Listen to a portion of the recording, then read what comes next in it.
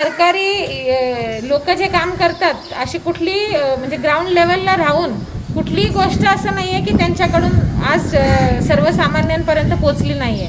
म्हणजे पार मास्कपासून सॅनिटायझर्सपासून घरामध्ये तेलाच्या डब्यापर्यंत त्यांनी सगळ्या लोकांची सेवा करण्याचा पुरेपूर प्रयत्न या काळामध्ये केलेला आहे. यासाठी पहिलं तर मुरकुटे भावांचं मी अभिनंदन करते.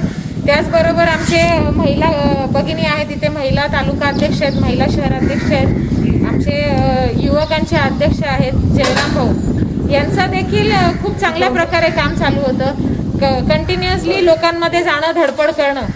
आणि ह्यांच्या मार्गे आज मला अचानक काल फोन आला की आपण काहीतरी ताई असं करूयात, ह्या बहिणी आहेत, महिला आहेत, तुम्ही या.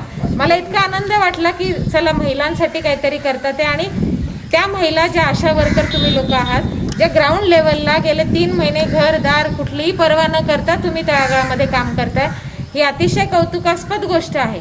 संपूर्ण महाराष्ट्रामध्ये आज सरकारी लोक पगार आहे त्यांना सगळे काम करतात, ते आमच्यासारखे सामाजिक कार्यकर्ते काम करतात.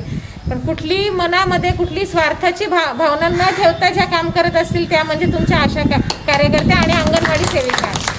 अतिशय तळागाळात जाऊन म्हणजे तुमचे परिवार आहेत. आज लोक घरातून बाहेर निघायचं म्हटलं तर भीती वाटते, नाही जाऊ नका, आपल्या घरामध्ये करोना येईल.